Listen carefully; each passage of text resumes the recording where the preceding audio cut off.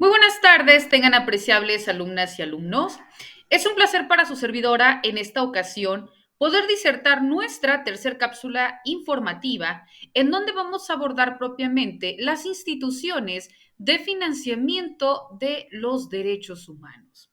Y para ello vamos a empezar indicando que esta forma de recaudación de tributos o de impuestos o también formas alternas de cómo puedan obtener a través de la Organización de las Naciones Unidas fondos para que luego entonces lo redireccionen en todas aquellas necesidades que de manera inmediata pues los países y en lo particular nosotros como individuo requerimos, ¿no? En este sentido, bueno, existe el financiamiento y el presupuesto y propiamente las oficinas de las actividades que realizan las oficinas del Alto Comisionado para los Derechos Humanos, que se conoce por sus siglas ACNUDH, se financian con cargo al presupuesto ordinario de las Naciones Unidas y también en base a contribuciones voluntarias.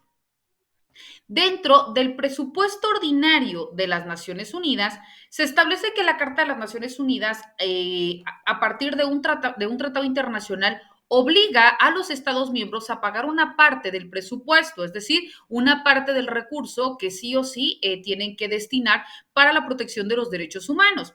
Esta contribución de cada Estado parte se calcula en base a la participación que tienen dentro de la economía mundial y después propiamente de examinar estas peticiones de los distintos departamentos de las Naciones Unidas, el secretario general propone el presupuesto a la Asamblea General. Este presupuesto es analizado por la Comisión Consultiva en Asuntos Administrativos y de Presupuesto, que dicho sea de paso está integrado por 16 miembros, así como también por el Comité de Programa y de Coordinación que está integrado por 34 miembros.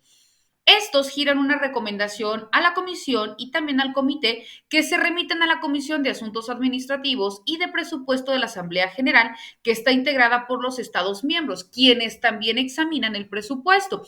Y por último, bueno, se somete el presupuesto a la Asamblea General para que realicen este examen y la aprobación definitiva, ¿no? Es por ello que este financiamiento, con cargo dentro del presupuesto ordinario de las Naciones Unidas, representa el 33% de las actividades que se realizan propiamente y a través de la ACNUR, es decir, a través de las actividades de la Oficina del Alto Comisionado para la Protección de los Derechos Humanos. En ese mismo sentido, también se crean formas de protección de los derechos humanos y también de organismos que tienen una relación para que exista esta proporción y esta obligatoriedad. Cuando hablamos propiamente de esta forma de financiación, ¿no? Existen también aquellas contribuciones que son de manera voluntaria y que se realizan propiamente a estas actividades, ¿no?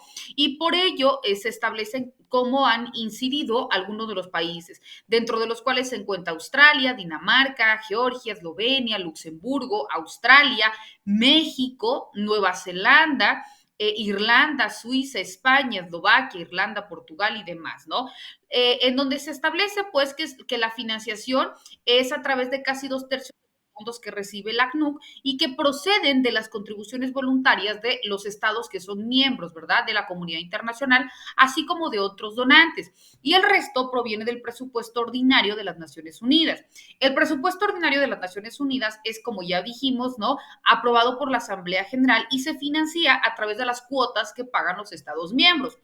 Estas cuotas se establecen mediante una fórmula que tiene en cuenta el tamaño y la importancia relativa dentro de cada economía del país, lo que ya habíamos establecido hace rato, ¿verdad? Dentro de las actividades relativas a los derechos humanos, reciben una pequeña fracción del presupuesto ordinario de las Naciones Unidas, que va un aproximado del 4%.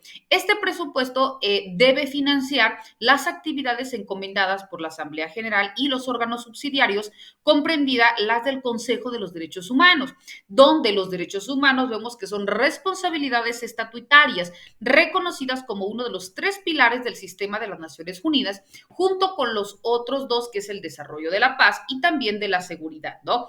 Aunque en el llamamiento de la acción a favor de los derechos humanos, que se ha formulado de manera reciente por el secretario general, hace hincapié en cuanto a la importancia primordial de los derechos humanos para la labor del conjunto de la Secretaría de las Naciones Unidas. La oficina de la ACNUD depende en gran medida de las contribuciones voluntarias, ¿no? Y por ello es propiamente que tal como ha venido ocurriendo, ¿no? Como el presupuesto que se va a establecer en el 2023, que presenta un índice de crecimiento cero, así como de diversos recortes en los sectores a la forma de reintegración de la Asamblea General, ¿no? Lo cual significa que los recursos asignados a los derechos humanos están menguando. ¿Por qué? Porque los mandatos oficiales en materia de derechos humanos siguen aumentando tanto en número como en alcance, y los Estados miembros pues han solicitado formalmente que se examine la posibilidad de incrementar la fracción del presupuesto consagrada específicamente en la protección de estos derechos humanos, ¿no? Específicamente, nuestro país, no nuestro territorio mexicano, existen propiamente institutos, ¿no? Encargados o donde se redirecciona una partida presupuestal que precisamente es enfocada en otorgar y garantizar estos derechos humanos, ¿no? Y como ya vimos, bueno, algunas de las instituciones o de organismos relacionados que va enfocado una partida presupuestal es la Procuraduría Federal de Protección de las Niñas, Niños y Adolescentes, el Sistema de Protección Integral de Niñas, Niños y Adolescentes, el Fondo de las Naciones Unidas para la Infancia en México, el Instituto Mexicano de la Juventud, el Instituto Nacional de las Personas Adultas Mayores, el Instituto Interamericano del Niño, la Niña y Adolescentes, así como el Comité de los Derechos del Niño, ¿no?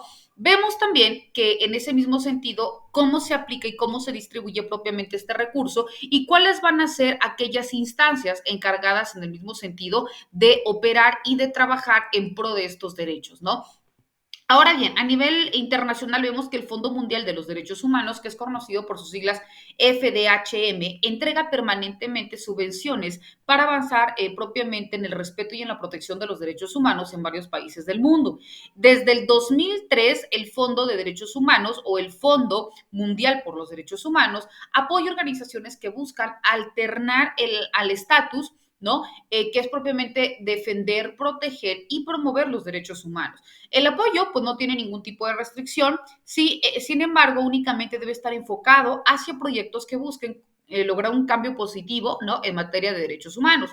Entre los principales temas apoyados por el fondo se encuentran los derechos de los niños, el activismo bajo amenaza, la justicia de aplicación de la ley, la ley el grupo LGBTTI, la orientación sexual y la identidad de género, los derechos de las mujeres y los derechos sobre los recursos y rendición de cuentas de las corporaciones. Y por tanto, en total se han otorgado más de 60 millones de dólares entre más de 400 grupos encargados de protección de los derechos humanos. Cuando hablamos de las subvenciones, este fondo divide las subvenciones en cada uno de los 3 países latinoamericanos. Cada país cuenta aproximadamente con 30 programas de financiamiento que varían según las temáticas y las formas de aproximarse a los derechos humanos. El fondo únicamente apoya a organizaciones sin ánimo de lucro. Estas deben estar ubicadas en los países donde el fondo cuente con presencia, por ejemplo, México, Honduras y Guatemala para el caso de América Latina. En este sentido, pues no se apoyan individuos, empresas, agencias gubernamentales, investigaciones académicas, recaudaciones de fondos ni becas, tampoco proyectos de infraestructura ni de salud que tengan algún fin político. Solamente se financian proyectos de desarrollo cuando estos se encuentren dentro de un programa de derechos humanos. Actualmente, el fondo recibe propuestas solo cuando han sido solicitadas y en ese mismo sentido, bueno, repito, es como redireccionan y cómo se maneja y cómo envían el recurso. Vemos pues, apreciables alumnas, que estos y otros temas son también los que vamos a continuar disertando tanto en nuestras cápsulas informativas como también dentro de nuestras sesiones virtuales, quedando ante cualquier circunstancia, como siempre, a sus apreciables órdenes. Que tengan excelente tarde. Hasta luego.